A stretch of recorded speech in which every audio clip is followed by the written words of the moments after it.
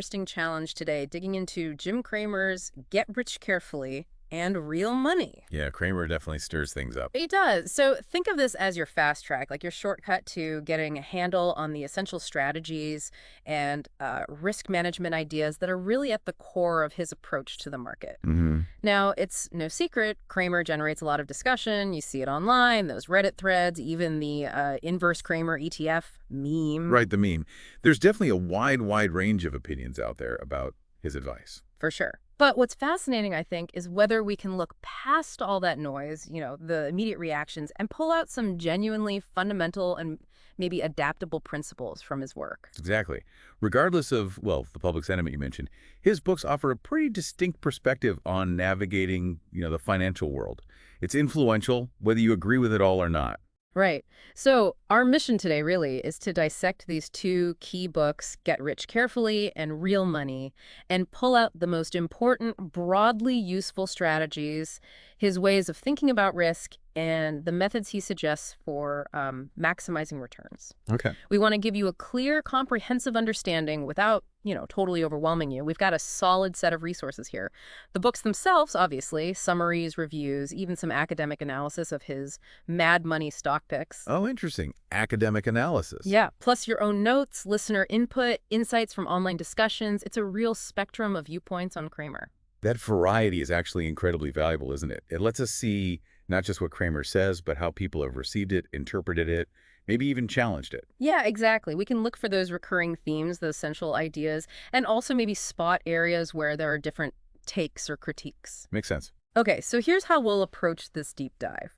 We're going to start by unpacking Cramer's core investment philosophies, those really foundational beliefs that seem to run through both books, kind of regardless of market hype. Gotcha. The underlying principles. Then we'll look at some strategies he presents that seem like they could be applied more broadly, maybe even, by analogy in other fields. Adaptable ideas. And finally, we'll break down his frameworks for managing risk, which is just, well, absolutely essential in investing, right? Couldn't agree more. And it'll be interesting to see how ideas from Real Money, which came out earlier, maybe evolved or got refined in Get Rich Carefully. Especially think about the context, like post-2008. That's a great point. Okay, let's dive straight into those core investment philosophies then. One of the big ones, especially in Real Money, is this idea, buy and homework, not buy and hold. What's the essence of that?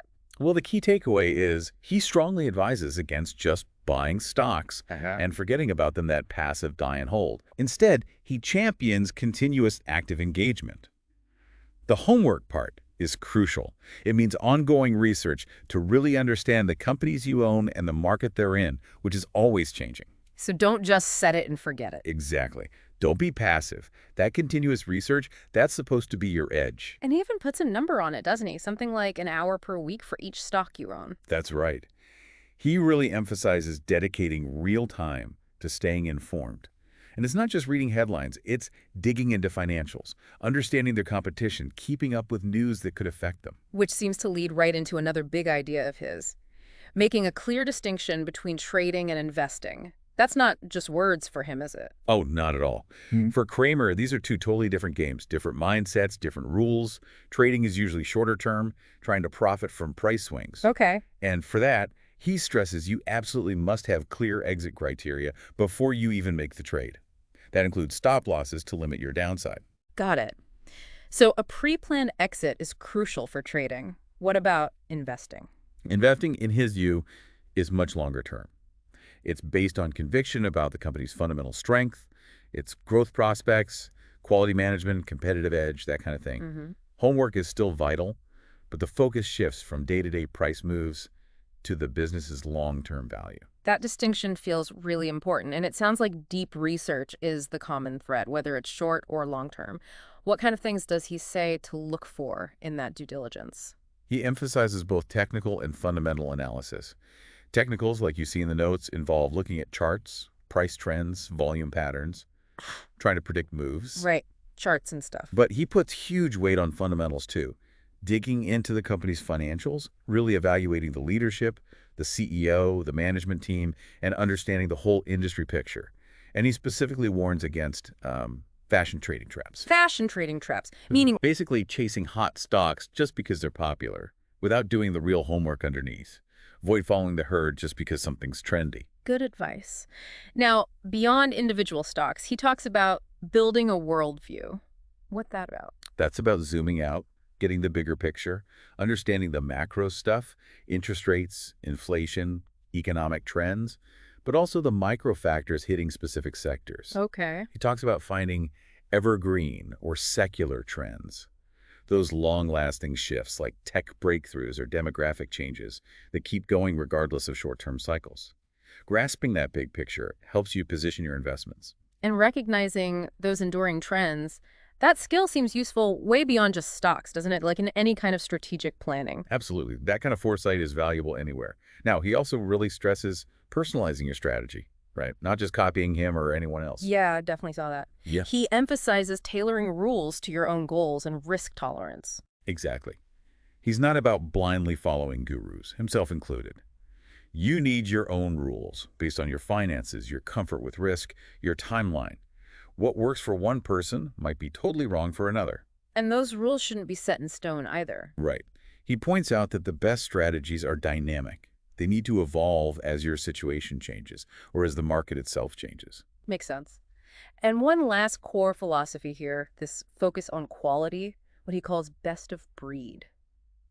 Why pay more for those? The idea is it's often worth paying a bit of a premium for truly high-quality companies. These are usually businesses with solid profits, market leadership, maybe a history of paying dividends. Okay, The thinking is these best-of-breed stocks are more resilient when things get tough economically and more likely to deliver consistent returns over the long haul. got it. So those are some of the foundational ideas. Let's shift now to specific strategies, maybe ones that have broader uses. He's got his 10 commandments of trading and 25 rules of investing in real money. Any key ones jump out? Oh yeah, those are pretty core. A few big ones. Number one, never turn a trade into an investment. That reinforces the distinction we just talked about.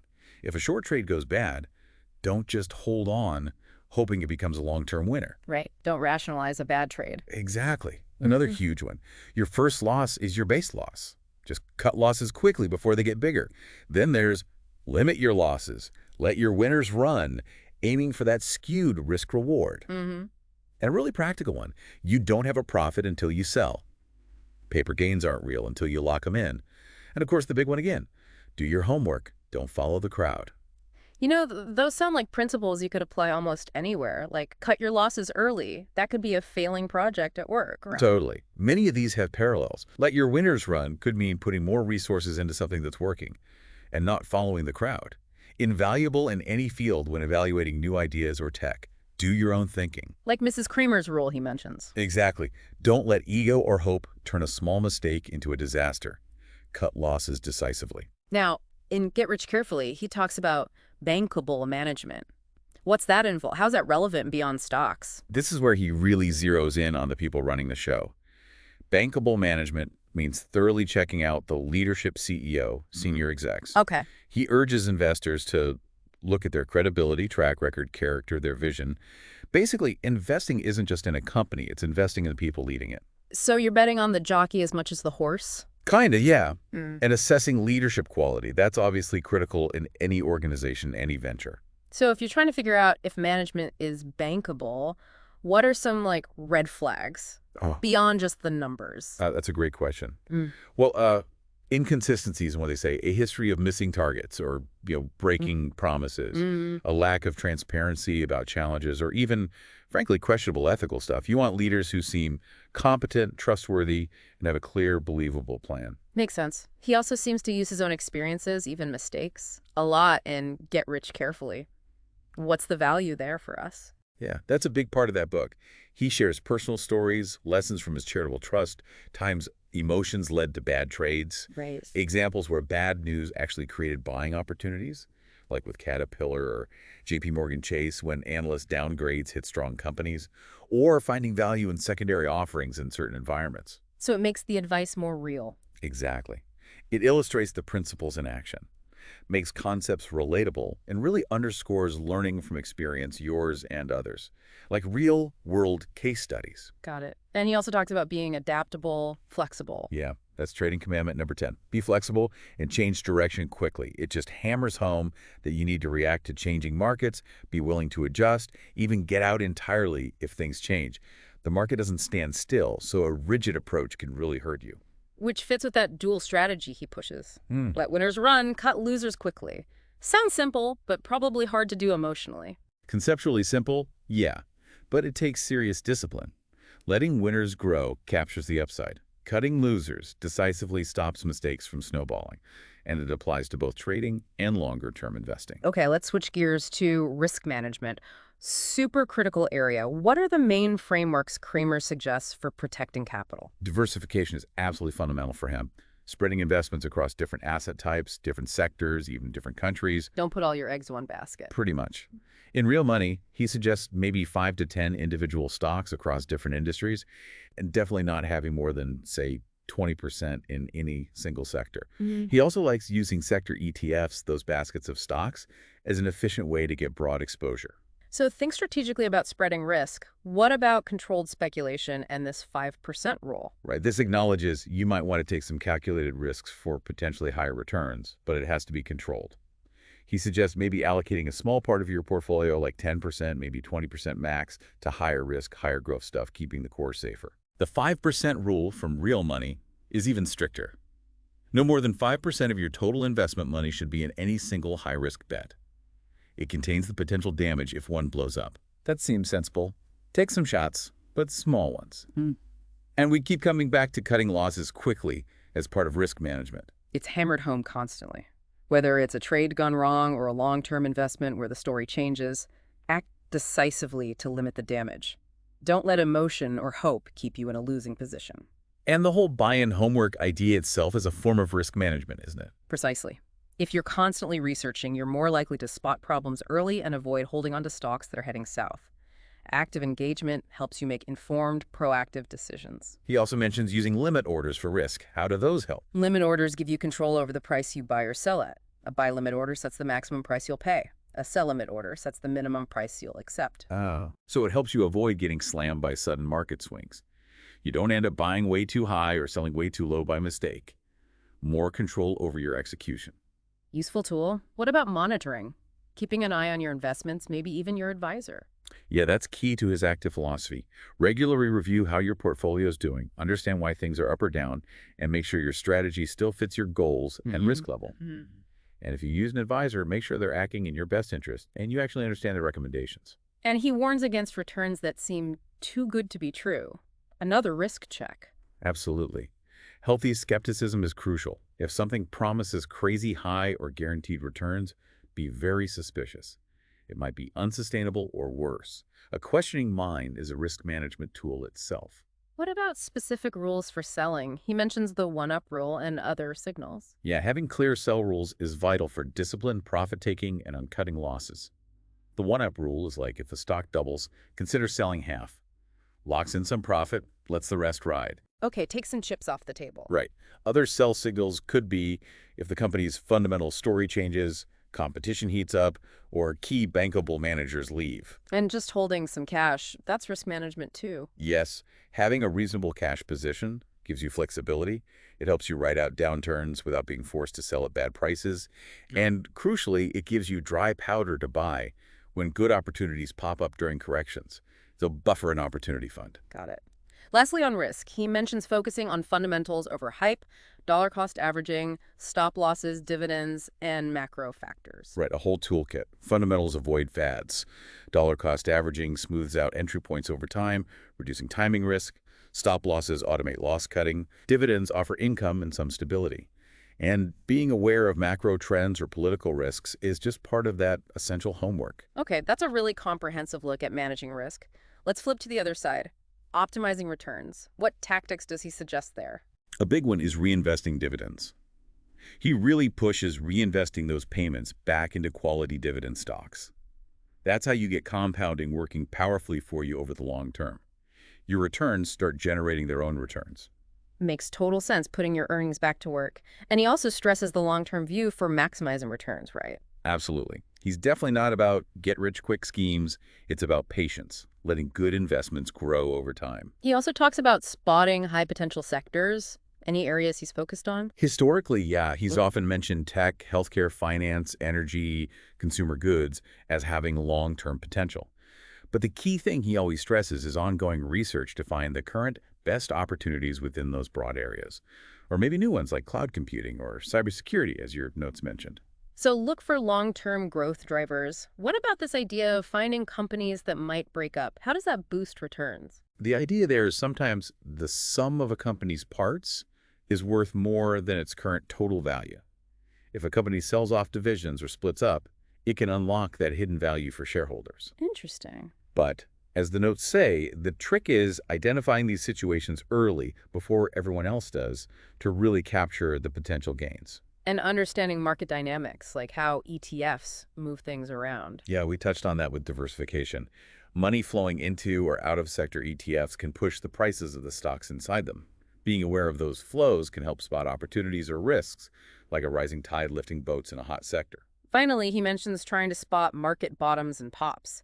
Any indicators he looks for? For potential bottoms, he might look for things like extreme pessimism in the news, high volatility, good stocks getting dragged down with bad ones, panic selling, what they call capitulation, or even quality stock dividends yielding much more than bonds. Okay, signs of maximum fear. What about tops? Kind of the opposite. Widespread optimism, maybe complacency, lots of IPOs hitting the market, speculation in risky stocks heating up, valuations looking really stretched historically, and maybe lots of insiders selling their own company's stock. So reading the room, basically, through sentiment and market action. Okay, let's bring this together. How would someone actually implement all this? What are the steps? Well, step one always is the homework. Thorough research, but also really understanding your own goals, risk tolerance, timeline. Get clear on what you're investing for and what you can handle. The foundation. What's next? Then clearly separate your capital, money for short-term trading versus money for long-term investing, and apply the right rules to each bucket. Trading needs those strict entry-exit points, quick loss cutting. Investing focuses on business fundamentals, longer horizon. Different buckets, different rules. Makes sense. Exactly. Then build that diversified core portfolio. Focus on solid companies or broad ETFs across different sectors for stability. Right, the base. Once that's in place, then you can think about allocating a smaller slice carefully to more speculative plays, but always using strict risk rules, like that 5% limit per bet we talked about. And for everything you buy, core or speculative, define those entry and especially exit points beforehand. Yes, absolutely. Know why you're buying, and crucially, under what conditions you will sell, whether for profit or to cut a loss. For trading, use stop losses. Use limit orders to help control execution prices too. And this isn't a one-and-done process, right? Monitoring is key. Definitely not. You have to continuously review how things are going, track your investments, and be ready to reevaluate and adjust if the story changes, new info comes out, or your own situation shifts. And lastly, the emotional side. He stresses managing that. Hugely important. Being aware of biases like overconfidence or herd mentality. Making rational decisions based on research, not fear or greed. That's often the hardest part, but essential for long-term success. We've really covered a lot. To make it more concrete, are there any real-world examples from the sources that show these ideas working? Yeah, a few came up. Think about Amazon's long-term focus versus, say, meme stocks highlights investing in a business versus chasing hype. He pointed to CAT and JPM as examples where bad news was maybe a buying opportunity if you believed in the underlying company. Okay. He also talked about finding opportunities in secondary offerings of things like REITs, mortgage insurers like Radian, or energy MLPs in certain rate environments. Yeah. And mentioning Chinese growth stocks like Baidu or Alibaba as finding high-potential sectors, though acknowledging risks. And even things like hostile takeovers, Valiant Taller again, Dollar General Family Dollar as examples where understanding market dynamics could create opportunities. Those examples definitely help illustrate the concepts. Okay, final practical point. Any actionable exercises someone listening could do, say, this week? Yeah, absolutely. The most direct thing.